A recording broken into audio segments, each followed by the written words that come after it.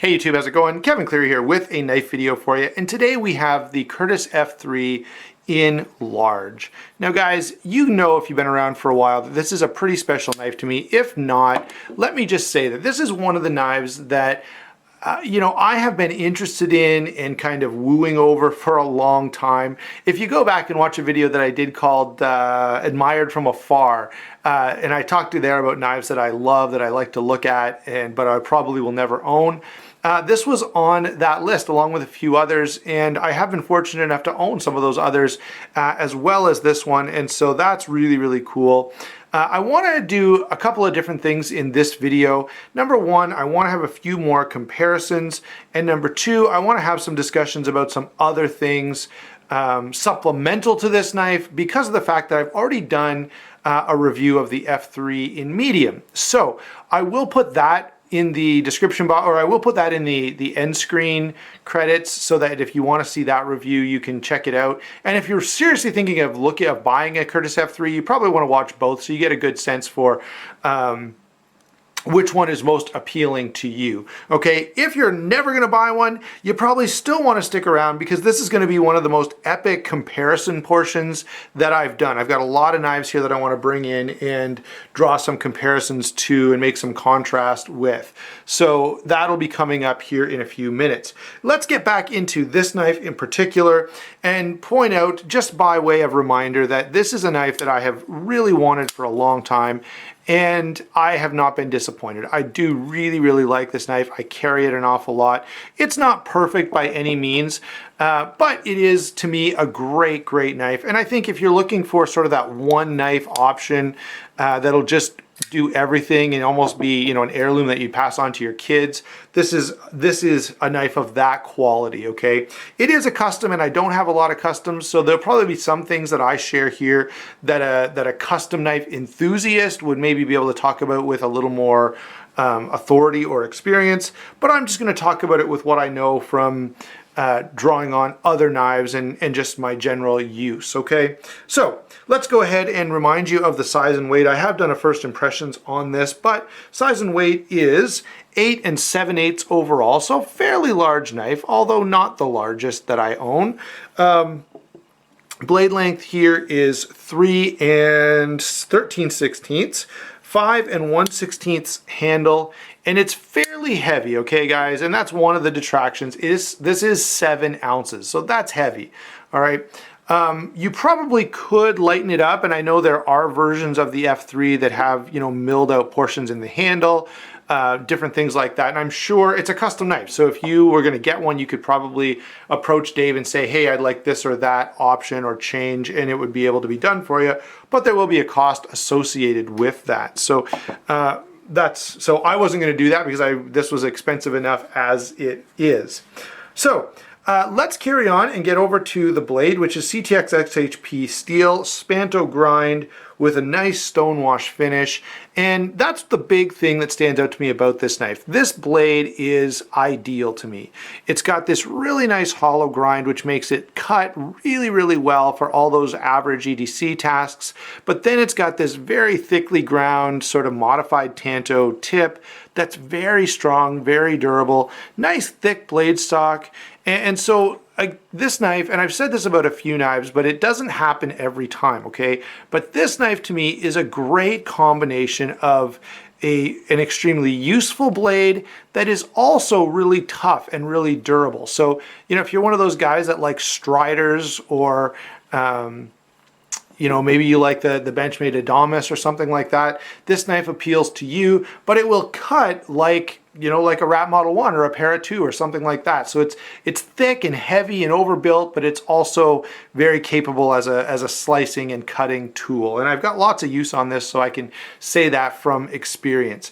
So yeah, blade is a total win. And I will say, the extra blade length here as compared to the medium F3 is definitely worth it. I really, really like that extra blade length.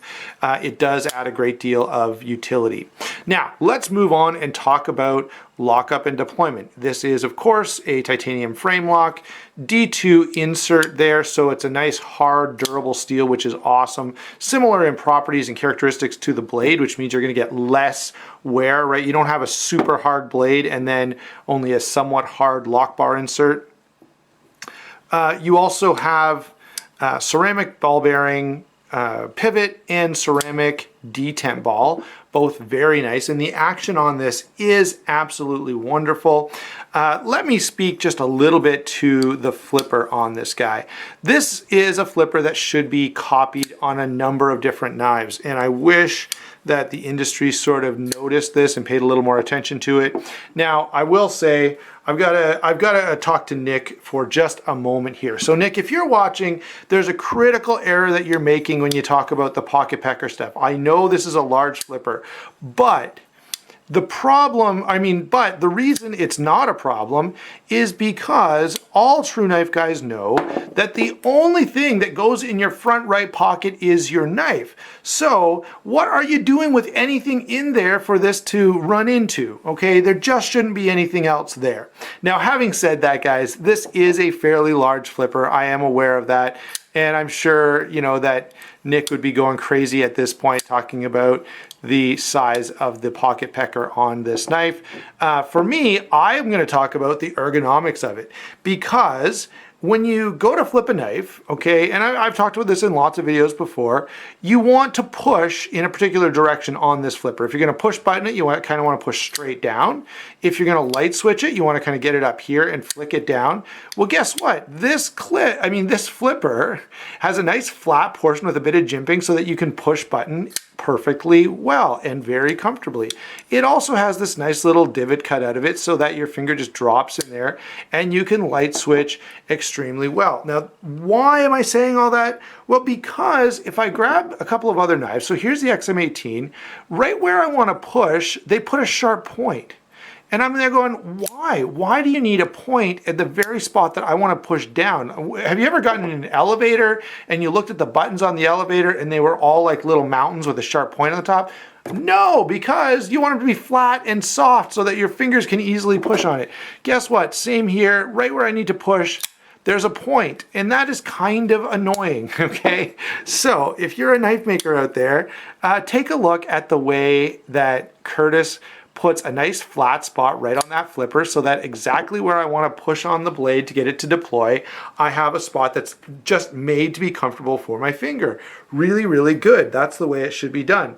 Okay, so deployment is awesome on this knife. Lockup is excellent. I mean, it's just a really solid, well-built knife. And that's one of the great things about this, is it just inspires a lot of confidence. It really is a knife that asks to be used. And that is the way, you know, to me anyway, that's what a knife should do. I am kind of put off by knives that are so pretty that I feel like I can't carry it and I can't use it. Now, there are exceptions to that, okay?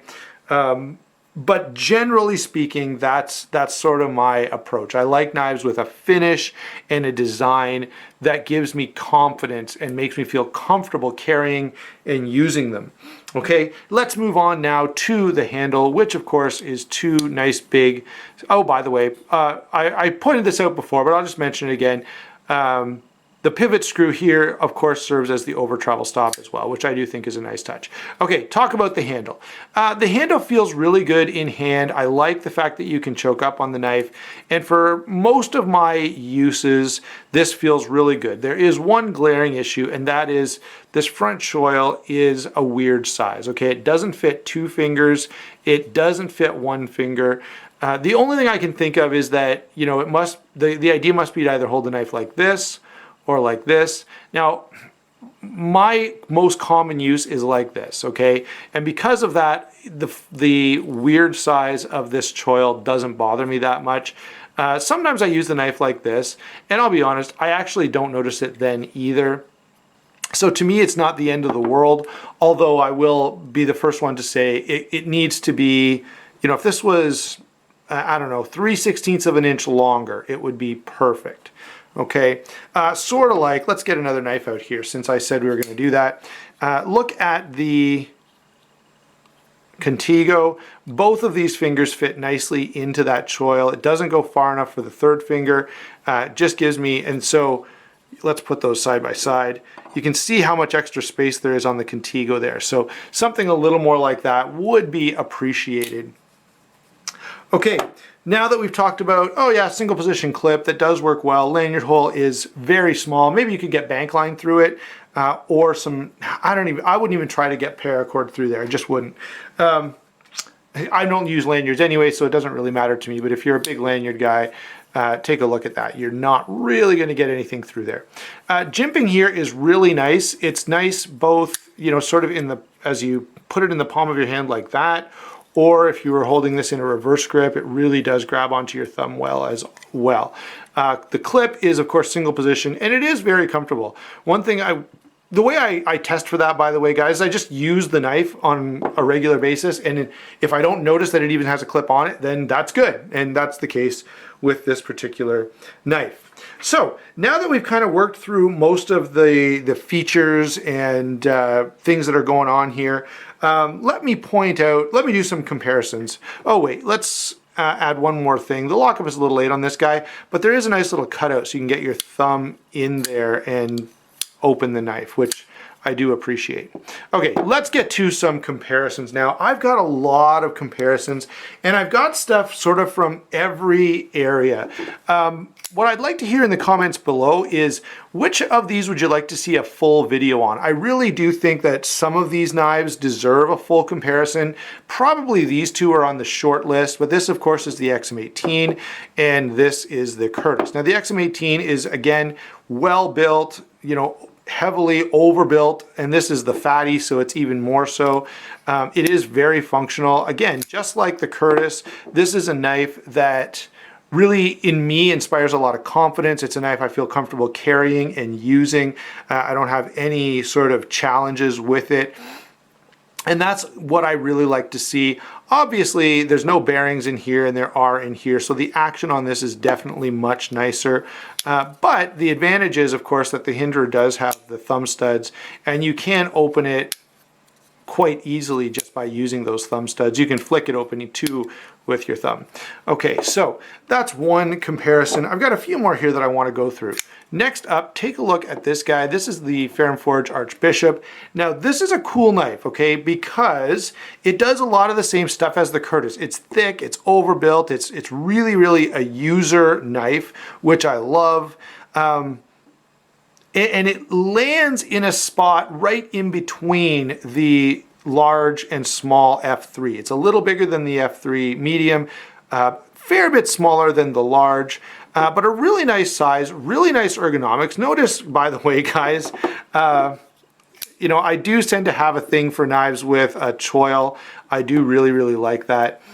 This, of course, is, again, very well made, very nice blade. And I would say compares pretty well to this. And even though this is a custom, most Fair & Forges run around a similar price point to the average Curtis knife as well. So again, very good comparison. A lot of similarities between these two knives in terms of philosophy, okay? I know they're very different. You can take a look at them and see that. But in terms of philosophy, they're both knives designed to work hard, to be very comfortable, and to be knives that just ask to be used, okay? And I really find that appealing about those guys. What else have we got here? Oh yeah, I had the Contigo here before. Of course, a lot of you are going to be watching this going, yeah, I love big, heavy, overbuilt knives, but there's no way I'm spending that amount of money. Well, there are lots of other options, guys. The Contigo is a great one. One of my favorite Benchmades, I think my favorite of all time Benchmade is probably the Crooked River, but this would be a close second, and it is a really nice knife. Of course, the Crooked River is not an M390, and this is, so that's always nice. But I bring this in to point out that at pretty much any price point, there are knives that have this kind of philosophy. They're just overbuilt, tough knives that are just asking to be used and abused. What else have we got here? Let's get something that's a little different. Still a titanium frame lock, still well built. Teflon washers in here, which is not my favorite.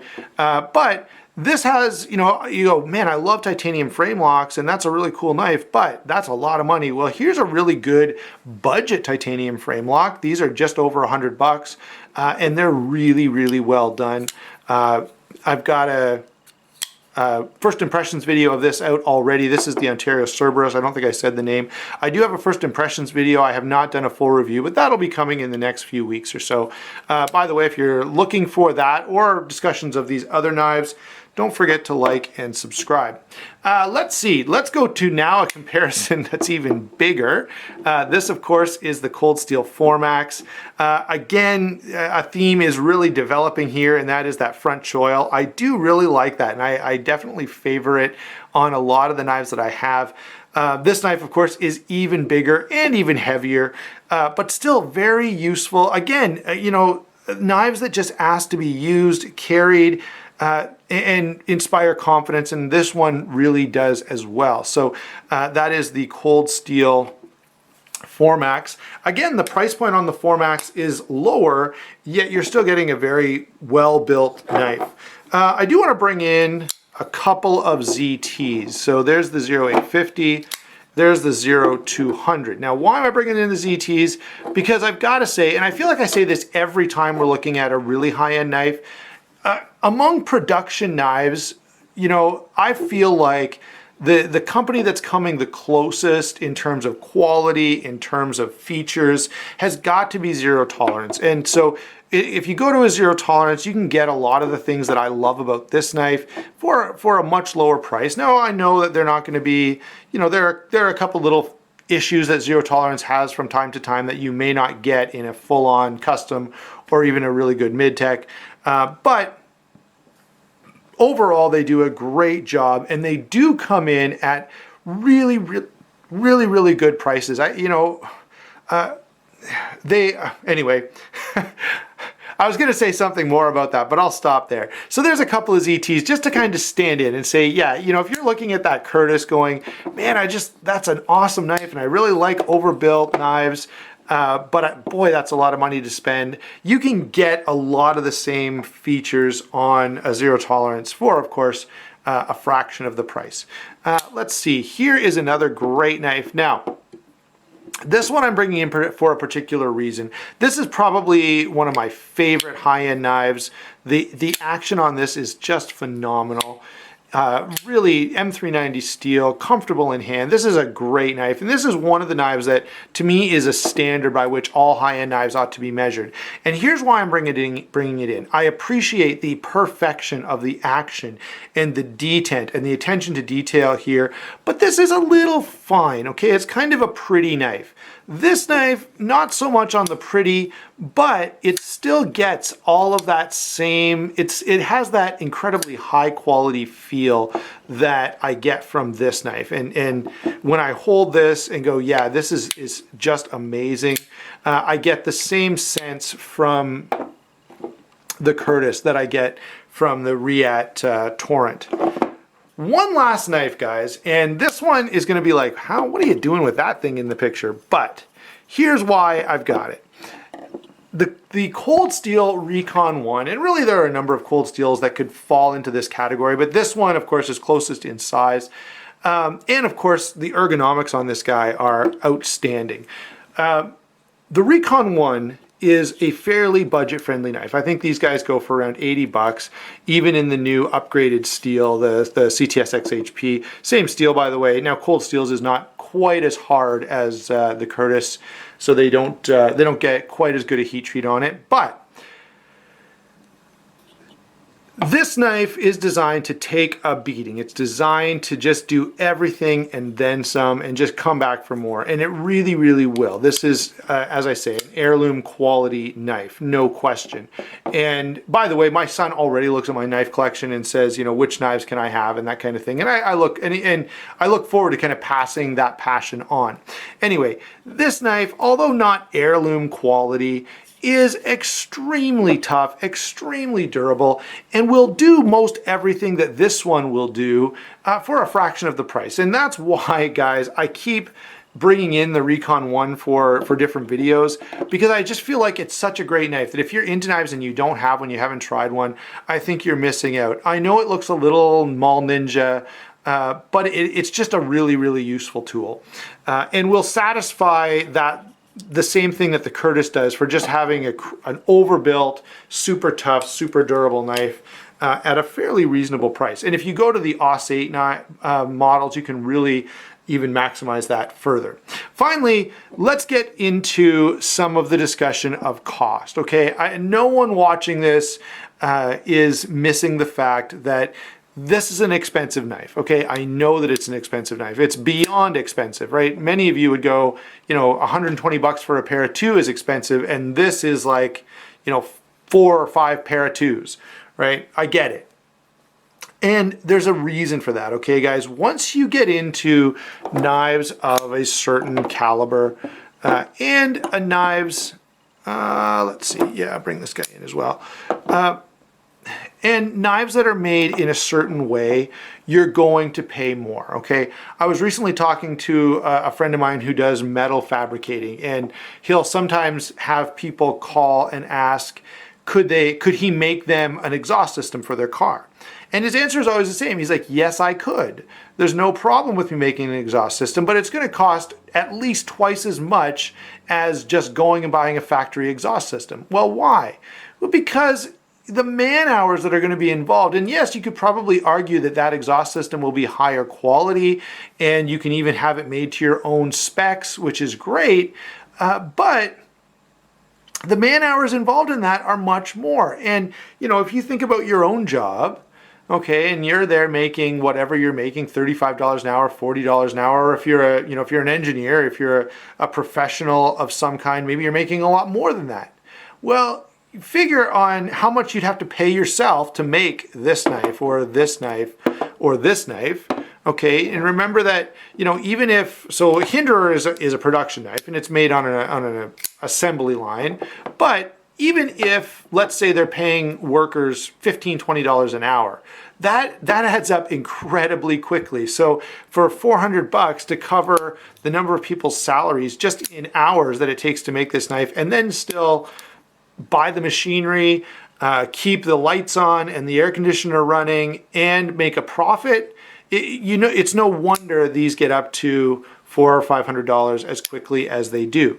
Okay, and that increases. So now you move to Ferrum Forge, which is an even smaller shop, and that is sort of amplified to another even higher level. And finally, you get to a full custom where everything here is handmade, and you go, yeah, I can start to understand where those costs are coming from.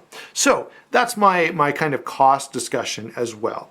Let's finish this off by talking about just the overall take on this knife. And I've said this a number of times, but this is a user knife. It's just a knife that you can put in your pocket and depend on day in and day out for years and years. And that's what I like about it, okay? That's what appeals to me about this knife. Hope you enjoyed the video. If you're interested in getting these, let me know. Tell me for you what is a knife that really inspires a lot of confidence as well. Again, thanks for watching. Don't forget to hit the like and subscribe button, and we'll talk to you soon.